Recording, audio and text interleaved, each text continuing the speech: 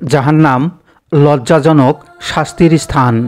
মহান আল্লাহ তাআলা কোরআন মাজিদে জাহান্নামের আগুন সম্পর্কে ভয় দেখিয়েছেন এবং আমাদের বিভিন্ন প্রকার আযাবের খবর দিয়েছেন, যা শুনলে অন্তরাত্মা কেঁপে ওঠে, জান ফেটে যাওয়ার উপক্রম হয়।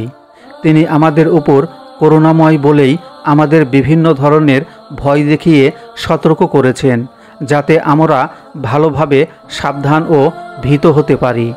সুতরাং আল্লাহর কিতাব কোরআন মাজিদে এবং রাসূল সাল্লাল্লাহু আলাইহি ওয়াসাল্লাম এর সুন্নাতে জাহান্নামের আযাব সম্পর্কে যা এসেছে তা শোনা আমাদের প্রয়োজন, যাতে আমরা উপদেশ গ্রহণ করতে পারি। তোমরা স্বীয় রবের অভিমুখী হও এবং তার আজ্ঞাবহ ও অনুগত হও। তোমাদের কাছে আযাব আসার পূর্বে এরপর তোমাদের সাহায্য করা হবে না। সূরা জুমার আয়াত ৫৪। মহান আল্লাহ তাআলা বলেন, তোমরা ওই আগুনকে ভয় করো যা কাফেরদের জন্য তৈরি করা হয়েছে। সূরা আলী ইমরান আয়াত ৩১। মহান আল্লাহ তাআলা আরও বলেন, নিশ্চয় আমি কাফেরদের জন্য প্রস্তুত করে রেখেছি শিকল, বেড়ি ও প্রজ্বলিত অগ্নি। সূরা আলী ইমরান আয়াত ৪।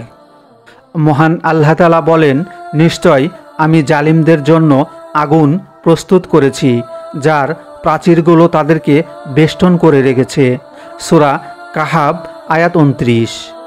মহান আল্লাহ তাআলা শয়তানকে লক্ষ্য করে বলছেন, নিশ্চয় আমার বান্দাদের উপর তোমার কোনো ক্ষমতা নেই, তবে পথভ্রষ্টরা ছাড়া আর যারা তোমাকে অনুসরণ করেছে, আর নিশ্চয় জাহান্নাম তাদের সকলের প্রতিশ্রুত স্থান।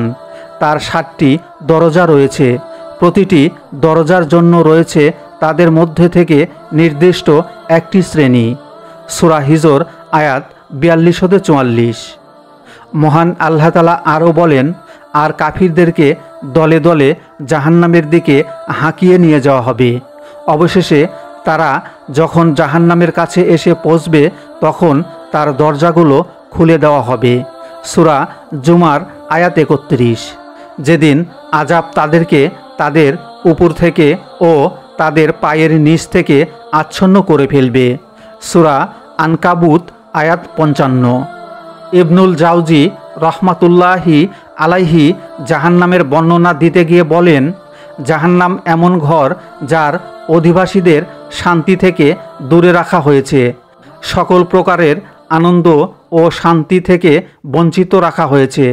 তাদের সাদা চামড়া কালো রঙে পরিবর্তন করে দেওয়া হয়েছে, তাদের পাহাড়ের চেয়ে শক্ত হাতুড়ি দ্বারা পেটানো হচ্ছে। সেখানে শাস্তি দেওয়ার জন্য কঠোর হৃদয়ের এবং কঠিন শাস্তিদাতা ফেরেশতা রয়েছে।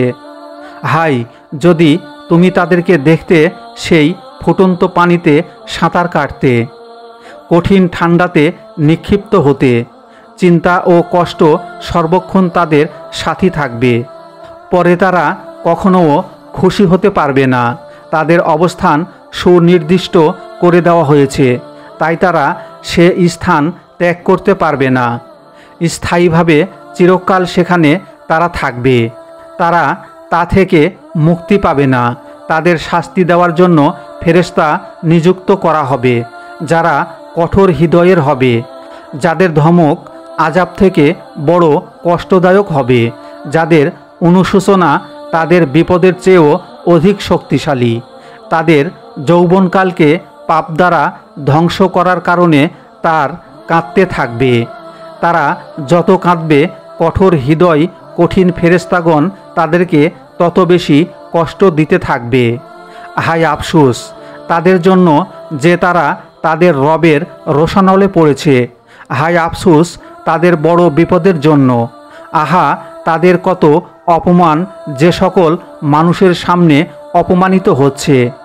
হে সৃষ্টির ঘৃণিত ব্যক্তিরা, এখন তোমাদের দুনিয়ার হারাম উপার্জন কোথায় গেল?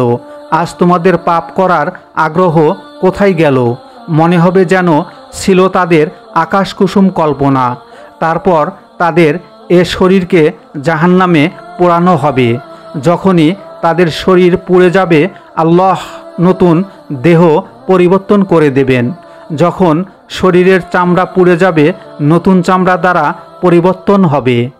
যখন শরীরের চামড়া পুড়ে যাবে তখন চামড়া দ্বারা পরিবর্তন দেবেন। সেখানে তাদের শাস্তি বাড়ানোর জন্য কঠিন হৃদয়ের ফেরেশতা সর্বক্ষণ নিযুক্ত থাকবে। মহান আল্লাহ তাআলা মুসলিম উম্মার সকল নর নারীকে জাহান্নামের আগুন থেকে মুক্তি দিন। আমিন।